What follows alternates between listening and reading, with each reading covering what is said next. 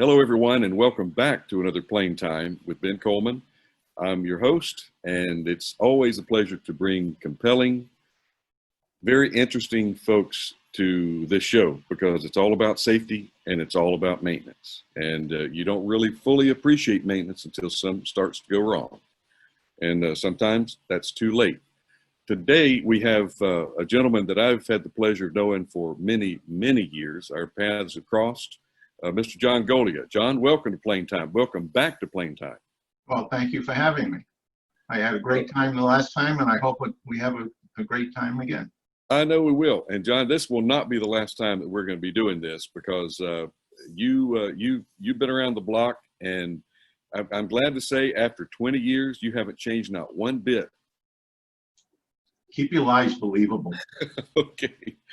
But John, seriously, this industry that we're in is going through kind of a little bit of a change, and the aspect of you would normally be down in our studio right now doing this.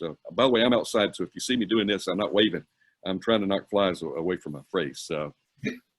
But you have been faced with the same restrictions as everyone else with this COVID-19 pandemic, and you're coming to us from Boston today, and I'm in Lakeland, Florida. But John, tell us a little bit about what your perspective is after you give us a little bit more of your background and what got you involved with this episode. And then I would like to talk a little bit about Pama, and I want to talk about the aerospace maintenance competition that I've heard about. So a little bit, what makes John Goglia John Goglia?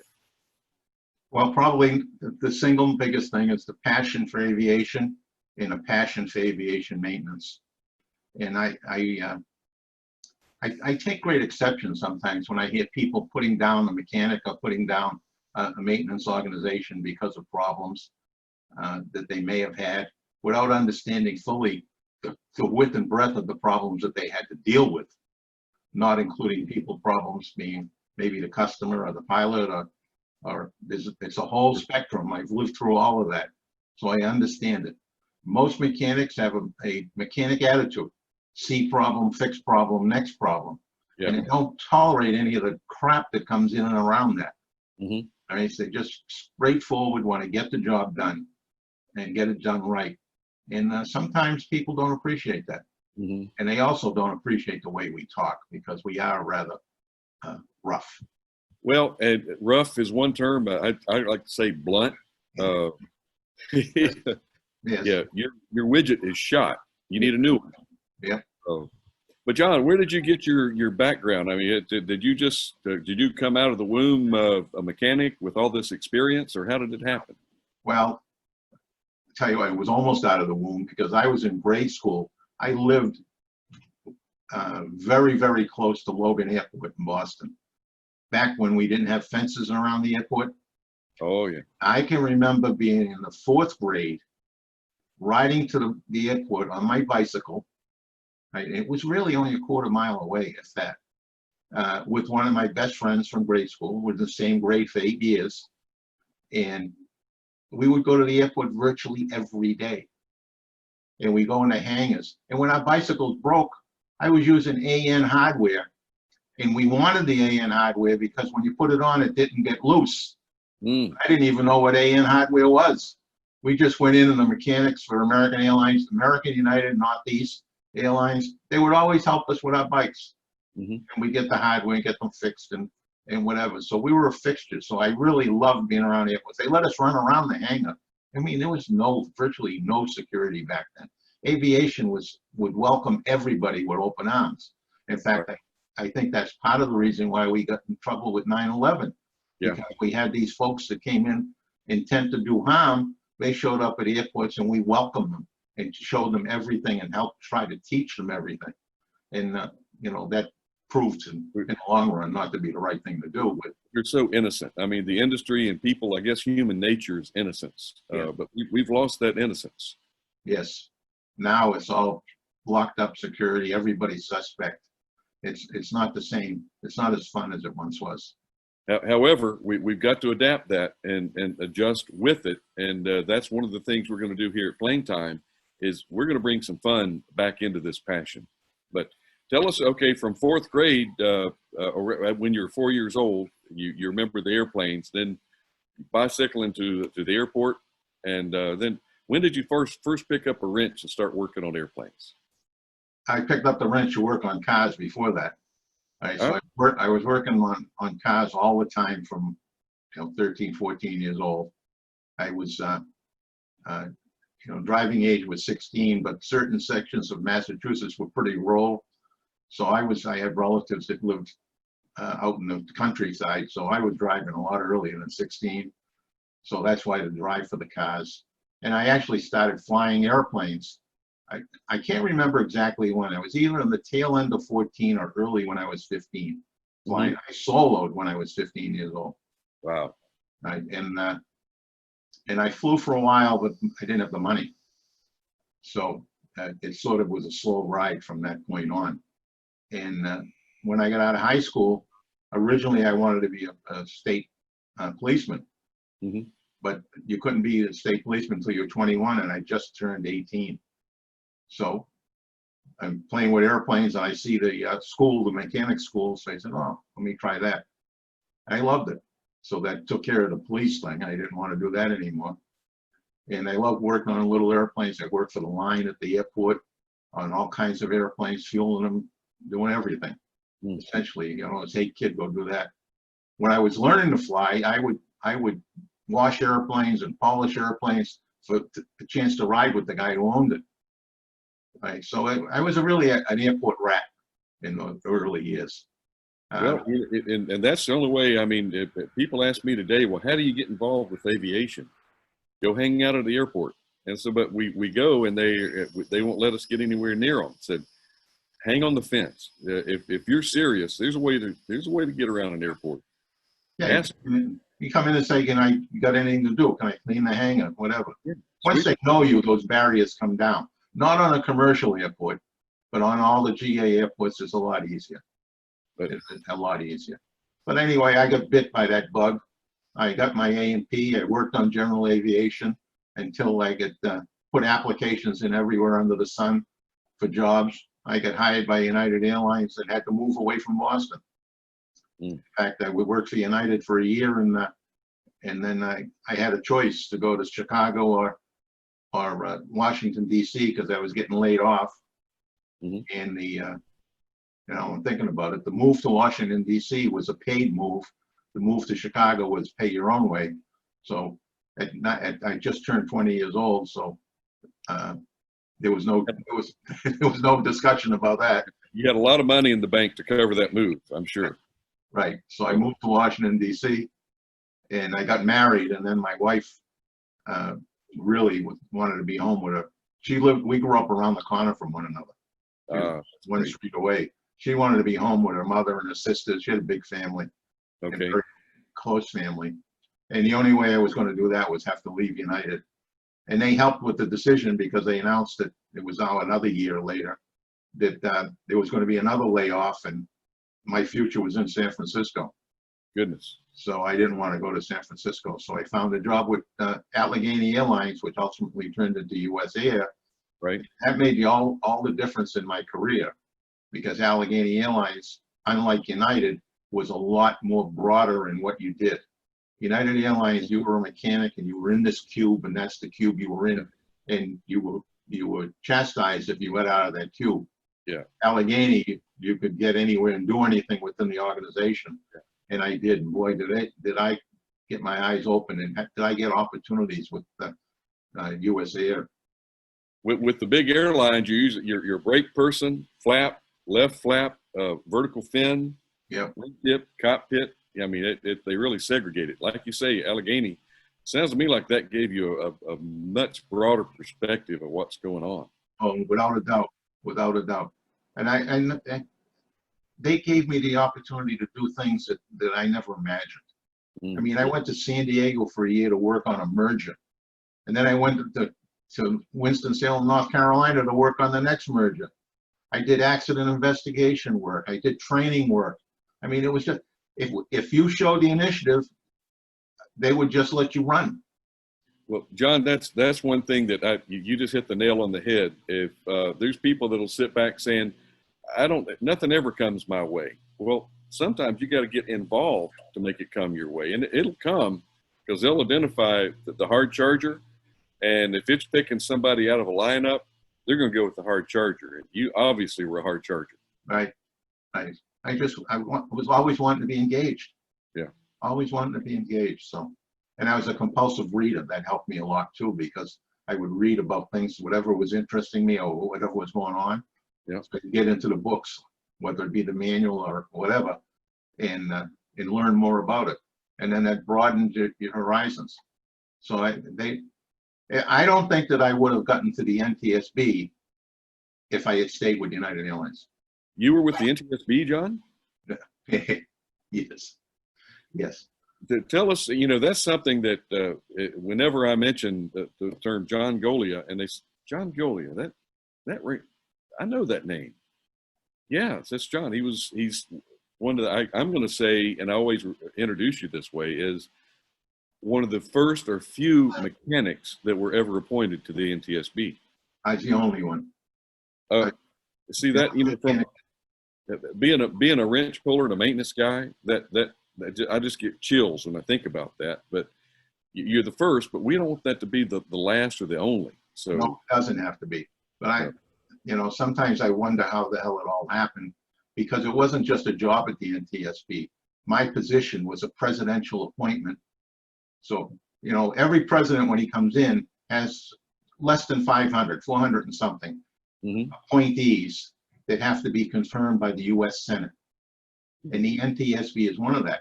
So not only did I get a presidential appointment, but I had to go before the U.S. Senate and go through a confirmation hearing. I went through twice. Each time I was reappointed, it was another confirmation hearing. So that in itself is a very interesting process.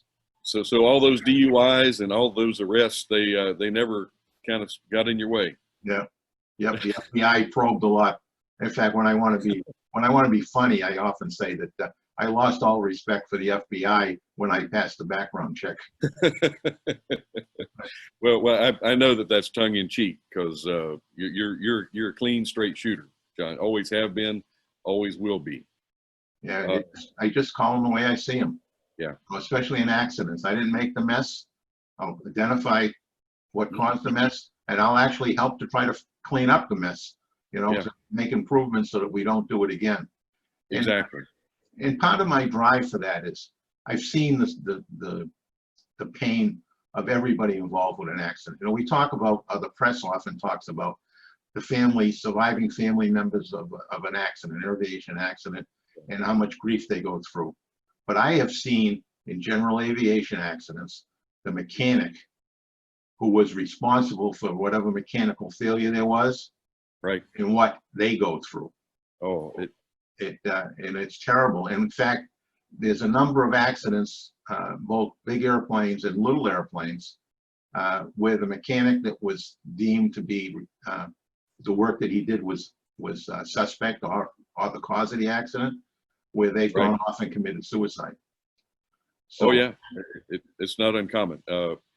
Air traffic controllers, same situation. But I tell you, John, we're going to be doing this again more and more. Let's save a segment for just NTSB examples, and let's some of your interactions with the FAA. And I'd love accident investigation. I did 10 years of it, and I just got too close. And I got too close. The people, you really do get wrapped up in these, and they're not just numbers. They're not just names on a piece of paper. They're real people, and you really get emotionally attached to the seriousness of the situation. But let's do a segment on that. But right now, I was so excited when I learned after the first, the first of the year, there's an organization called Pama. Yes. And when I heard that John Goglia is now the chairman of Pama. President. Is it chairman or president or? Well, it depends what you look at. I'm the guy at the top. Call it whatever you want. I'm the one that. You're the top of the pyramid. Yep. That brings joy to me. Tell me a little bit about what Pama is doing and what you're bringing onto the scene now with Pama. All right, so Pama is the Professional Aviation Maintenance Association. They've been around since the 1970s, but they had in the not too distant past some people in there that just weren't the right people for the jobs, and the organization suffered severely under them. And I was asked to come in and work on bringing that Pama back to where it was. And at first, I wasn't cool to that idea. I knew it was going to be a lot of work, so I was sort of hesitant. But then the more I thought about it, and my roots back to general aviation, and saying, you know what, the general aviation maintenance guy, girl, needs to have a voice. Without Pama, there is no voice. So I decided I would do it. And I've reached out and put a number of people together on a board, the Pama's board, and it's an elected position, so I just can't pick somebody. We have elections and they run. And I put a bunch of people together, and some of them have been working, some of them want to not work anymore. It's a lot of work. Don't underestimate this, because I knew going in, and it's actually more than what I expected. As far as John, I can honestly say that it's a good fit with you, because if you were younger in your career, you might be there for some accolades or some chest pounding and all that. You don't need to do all that. You've got the T-shirt. So now, and I think to coin a term that you have used in the past many times, it's giving back, and it's volunteerism in its finest. And that's what I'm proud to see, that whatever you do, your heart is in it, and it's sincere, and there will be some progress, or some heads will roll, or some names will change. That's true. I'm not there to hold a position. I don't get paid. None of us get paid. It's all volunteer run. Yeah. In fact, I would hate to even look at my credit card statements, because it's probably the other way around.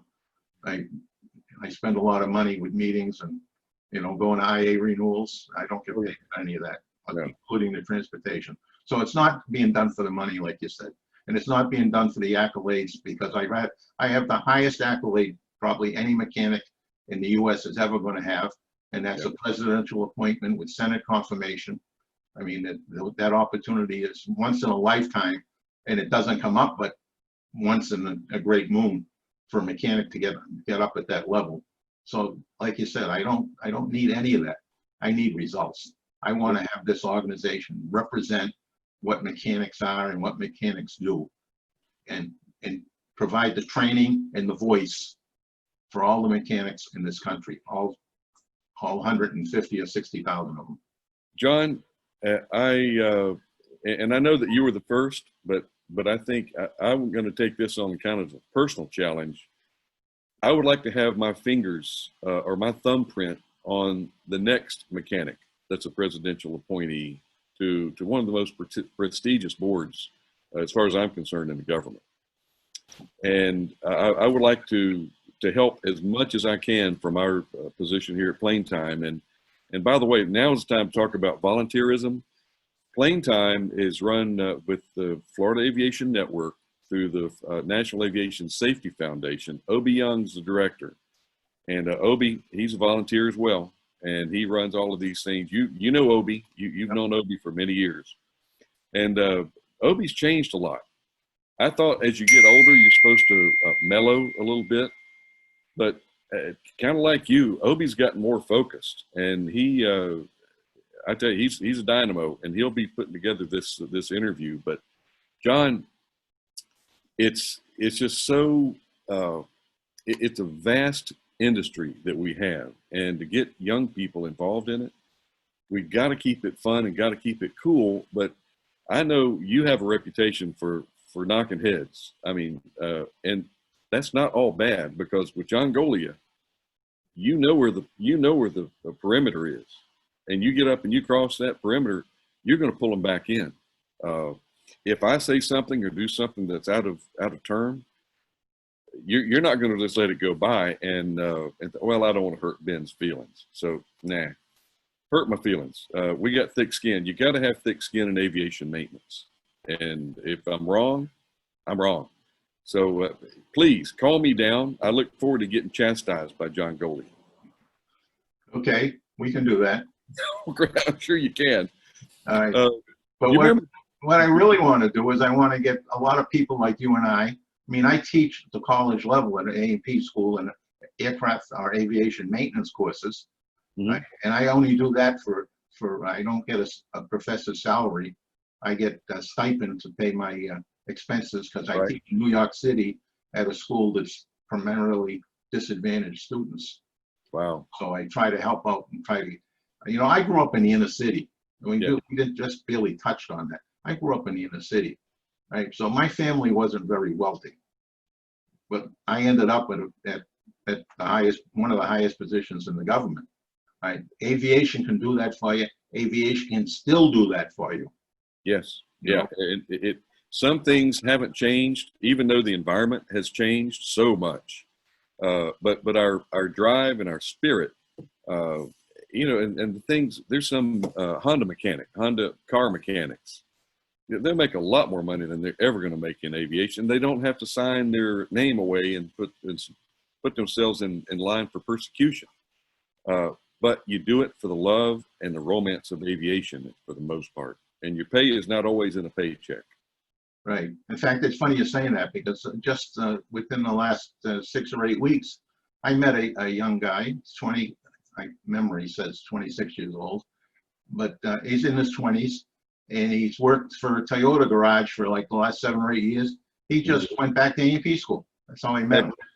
All right, so he's gone into A&P school because he wants to use his head as well as his hands. And of course, you're using your head and working on some of these cars today, but it's not the same. When you start getting to the point where an airplane rolls up on the ramp and you go and plug in your OBD, your diagnostic tool. Now, some of the avionics, we're there. I mean, you can't really work on avionics without a diagnostic tool. However, it's just always fun working out on the systems. And you know, a lot of people don't realize that Chuck Yeager was a mechanic long before he was a pilot. And one of the reasons he was so successful as a pilot was because he had a good understanding of systems and structures. So I call it the ultimate airman. I encourage every mechanic, get your pilot's license. I encourage every pilot, get your mechanic's license. Be the ultimate airman. Go get your dispatch rating. Get involved with ATC. I mean, there's so much in this industry that you can learn. Yes, yes. And it's so exciting in this industry. Wow. You know, speaking of excitement, you know, it's human nature to be very competitive. We like to be winners and on top of things. Is Pama involved with anything that kind of tries to integrate maintenance with competition? Well, yes, Pama is, you know, 20 years ago, Pama started the aerospace maintenance skills competition. And then one of the decisions that I mentioned a minute ago about Pama's previous leadership is they sold off that competition.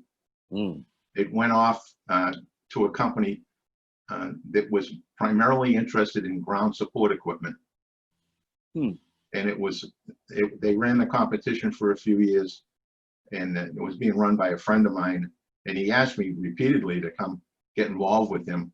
And I looked at it more than once, and I said, this is wrong, it's wrong venue. And so I had a choice, lose a friend or go in there, because I would have lost a friend. I would have, you know, I wouldn't have sit still.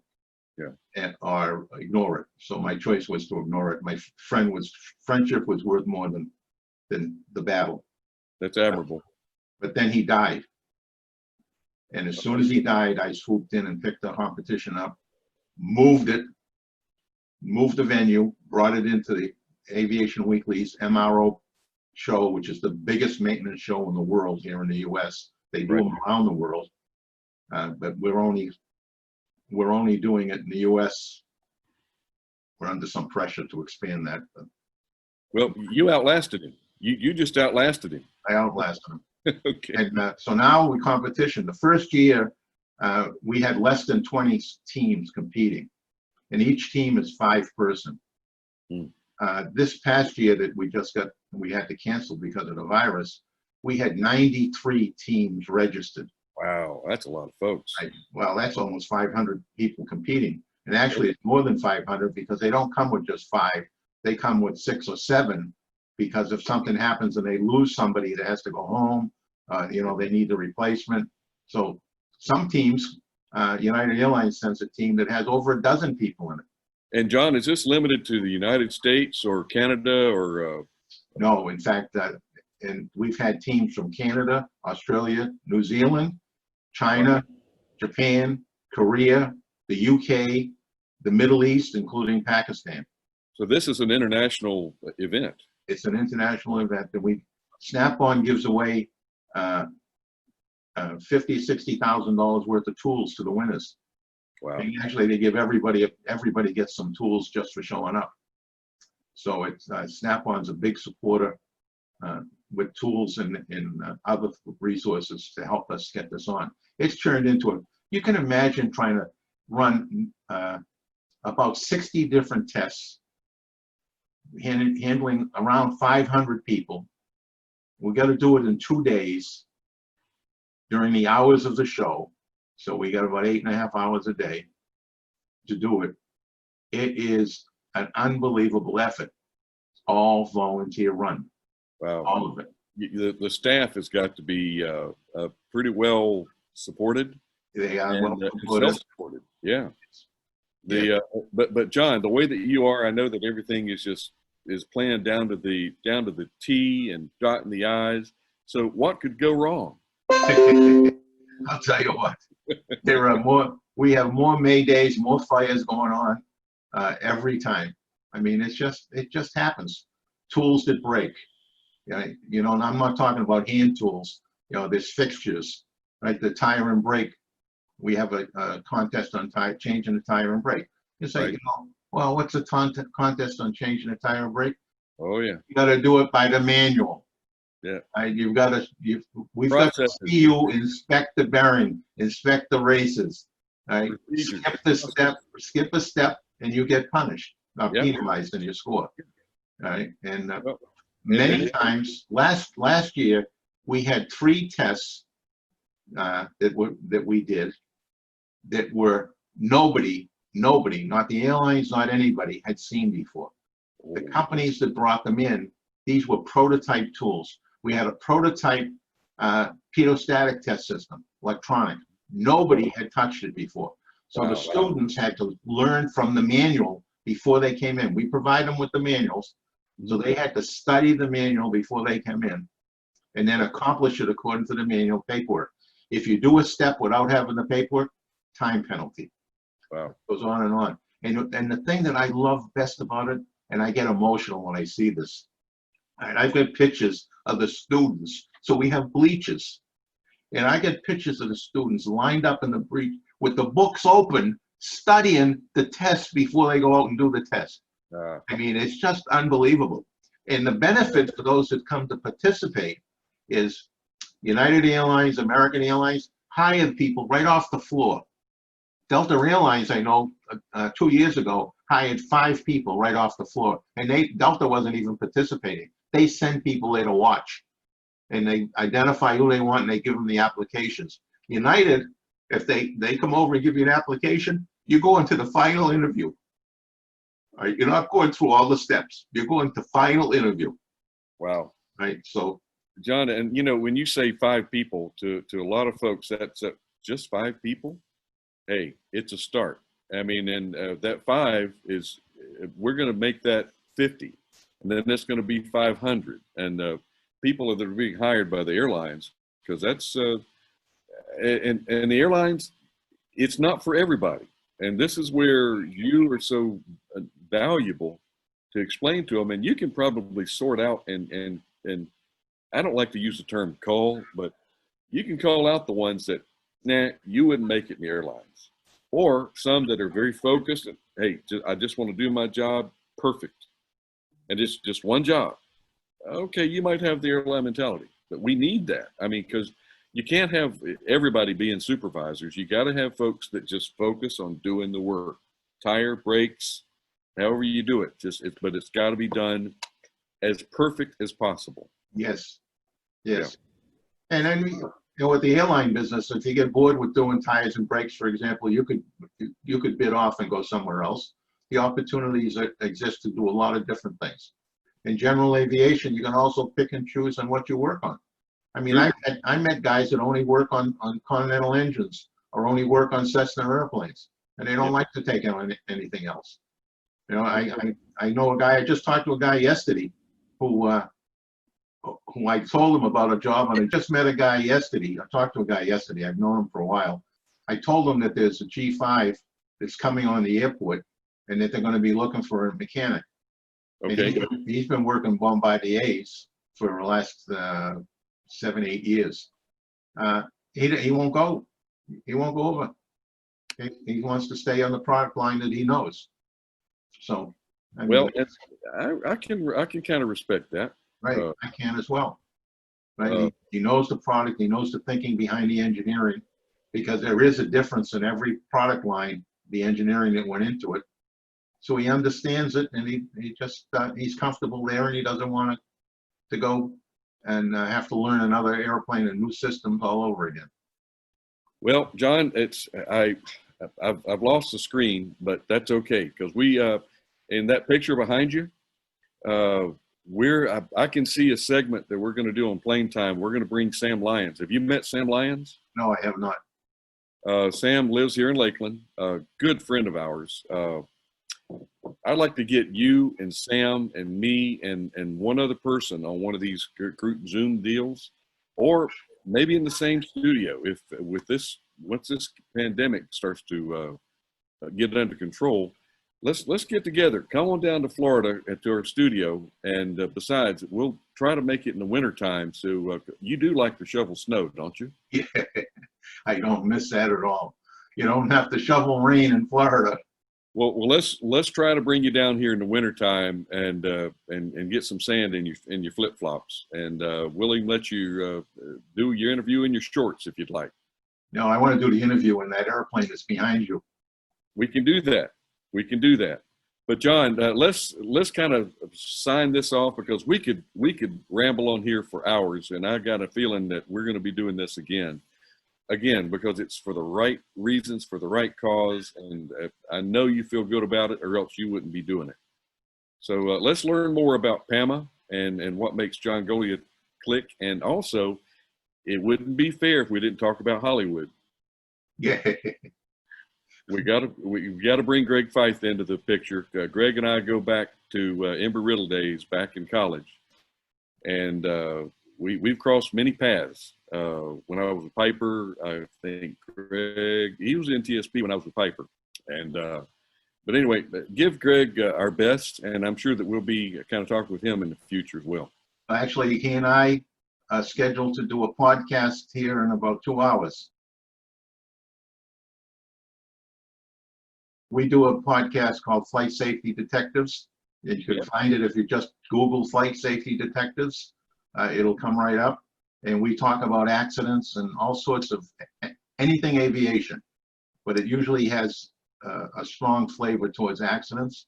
Yep. And identifying things that people have made a mistake with, and try to educate them so others don't make that same mistake. Well, I'll tell you, Obi and the staff they're going to be busy dropping in links of what you've been talking about, and every now and then we're going to have a little video clip, little vignettes, or photographs that will bring up to substantiate some of the things that you're talking about. And again, to keep these discussions on target but compelling, we've got to make it interesting, or else people aren't going to watch it. But right, especially mechanics, they're very focused. Mechanics don't have time for BS. No.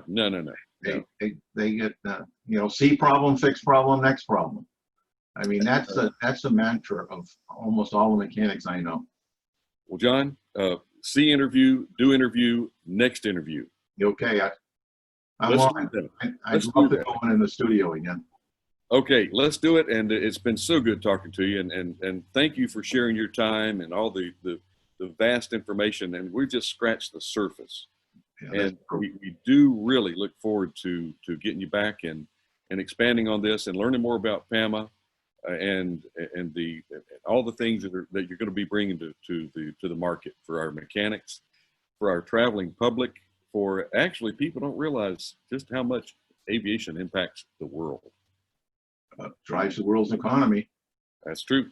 you know. Okay, John.